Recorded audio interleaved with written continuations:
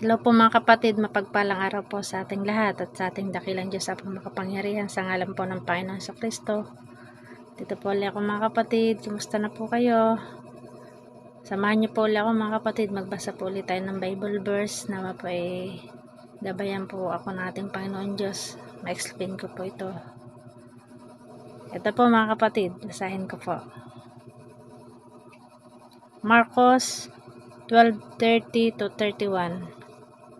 Ibigin mo ang Panginoon mong Diyos ng buong puso, ng buong kaluluwa, ng buong pag-iisip, at ng buong lakas.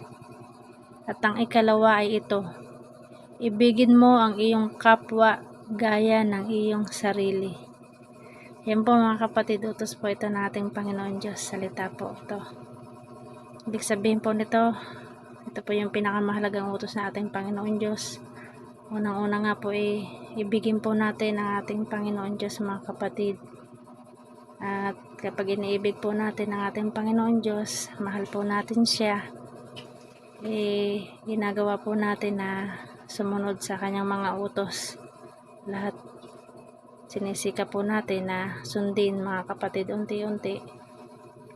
At ganoon din po ang pinag-uutos ng Panginoon Diyos na mahalin din po natin ang ating kapwa. Katulad ng pagmamahal natin sa ating sarili.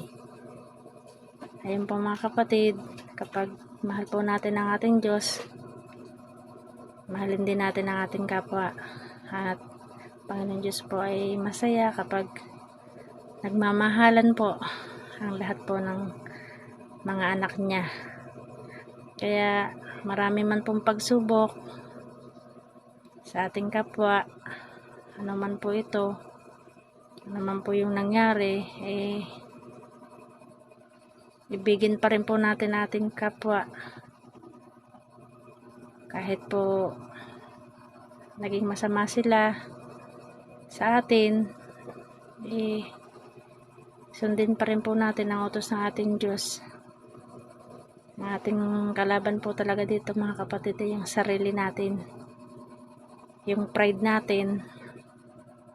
Mahirap po talagang sumunod sa ating Diyos kapag tayo po ay hindi nabubuksan ng ating kaisipan at wala po tayong malaking pangunawa na nagmumula sa ating Diyos. Kailangan po makuha natin ito mga kapatid,